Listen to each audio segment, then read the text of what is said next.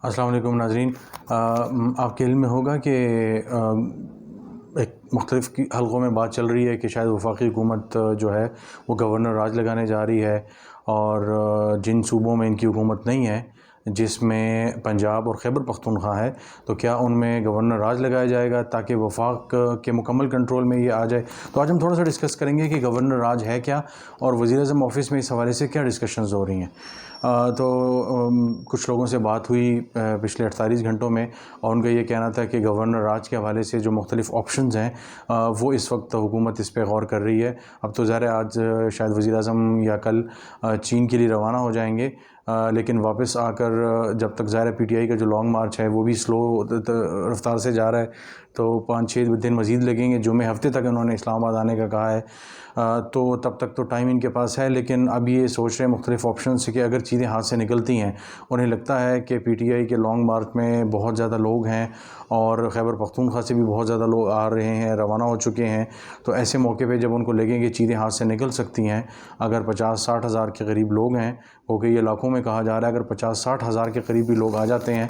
तो शुनीद ये है कि हुकूमत जो है वो गवर्नर राज लगा रही है। और ये पख्तूनख्वा और पंजाब दोनों में लग सकता है, या सिर्फ़ जो है पख्तूनख्वा में भी लग सकता है। तो अब थोड़ा सा मैं डिस्कस करता हूँ कि गवर्नर राज होगा क्या अगर गवर्नर राज लग जाता है। तो गवर्नर राज ये होगा कि उसके बाद बाकायदा तौर पे वफाक जो है, चूँकि गवर्नर जो होते हैं वो वफाक के नुमाइंदे होते हैं, कहीं पे भी जो गवर्नर होते हैं। इस वक्त पाकिस्तान में 5 गवर्नर हैं, 4 सूबों के और 1 स्टेट बैंक ऑफ पाकिस्तान के जो गवर्नर हैं। तो ये सारे के सारे वफाक के नुमाइंदे होते हैं, हुकूमत इन्हें अपॉइंट करती है। हर सूबे का जो गवर्नर होता है वो वफाक का नुमाइंदा होता है, और किसी भी सूबे में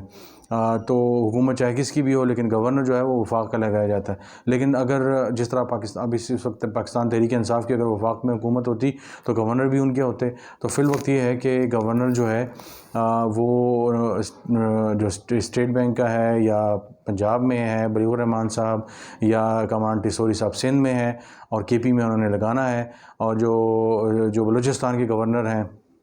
तो इस वक्त वफाक का कोई गवर्नर, तहरीक-ए-इंसाफ का कोई गवर्नर नहीं है, लेकिन तहरीक-ए-इंसाफ की हुकूमत पंजाब में, पख्तूनख्वा में, गिलगित-बल्तिस्तान में और आज़ाद जम्मू कश्मीर में भी है। बहरहाल तो इसमें यह होगा कि गवर्नर राज में कि जब वफाक का नुमाइंदा सूबों में होगा तो उसको इख्तियार दे दिया जाएगा कि वो तमाम इख्तियारात अपने कब्ज़े में इंतज़ामी ले ले। वैसे तो इंतज़ामी इख्तियारात जो है वो वज़ीर आला के पास होते हैं, तो गवर्नर राज जब आ जाता है तो वो जो इख्तियारात हैं वो आ जाते हैं मुकम्मल तौर पर सूबे के जो गवर्नर के पास हैं, वज़ीर आला के बजाय। अब गवर्नर क्या करता है कि जो तमाम काबीना होती है वो एक किस्म की सस्पेंड हो जाती है, वज़ीर आला के इख्तियारात सस्पेंड हो जाते हैं, और ये तब होता है जब बहुत ज़्यादा इमरजेंसी के हालात हों। 2009 में ज़रदारी साहब जो है वो लगा चुके हैं, जब शहबाज शरीफ साहब की हुकूमत थी वहाँ पे, शहबाज शरीफ साहब वज़ीर आला थे यहाँ पे,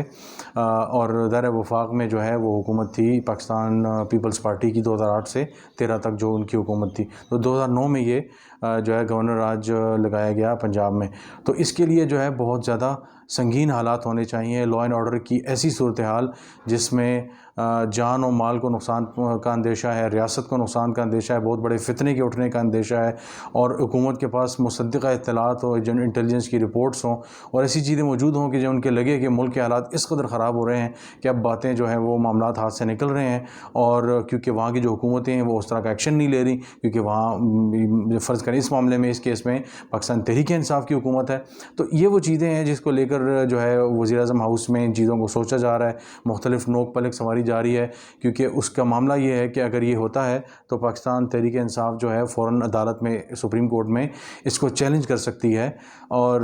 उसकी वजह ये है कि वो ये कहेगी कि ऐसे क्या हालात हो गए थे, क्या जो मारूज़ी हालात हैं वो इतने ज़्यादा ख़राब हो गए थे, इतने बदतर हो गए थे कि आपको जो है वो, तो अदालत जो है, सुप्रीम कोर्ट जो है उसको स्ट्राइक डाउन भी कर सकती है, और बाकायदा तौर पे वज़ारत आला जो है जो उसको दोबारा एक्टिव कर सकती है। तो ये भी एक एम्बेरसमेंट जो हो सकती है हुकूमत को, इस चीज़ को भी है हुकूमत जो है मद्देनज़र रख रही है। जो लीगल इम्प्लिकेशंस हैं वो इसकी बहुत ज़्यादा हैं, और ज़ाहिर है पाकिस्तान की मईशत जो है उस पर भी इसके असरात होंगे, स्टॉक एक्सचेंज पे इसके असरात होंगे, जो इन्वेस्टर्स आ रहे हैं उस पर इसके असरात होंगे। तो मुल्क में एक ऐसी सूरत हाल जो है वो फ़िल वक्त नहीं है, तो गवर्नर राज के लगने के बाद ऐसी सूरत हाल बन सकती है कि जिससे बहुत ज़्यादा खौफ व हरास फैल जाएगा, चाहे वो बाहर से आने वाले मेहमान हैं, चाहे मुल्क के अंदर रहने वाले मेहमान हैं, इन्वेस्टर है, पाकिस्तान का लोकल इन्वेस्टर है, बाहर का इन्वेस्टर है, तो वो बड़ा एक नेगेटिव सा इम्पैक्ट जाएगा। तो इन चीज़ों को भी हुकूमत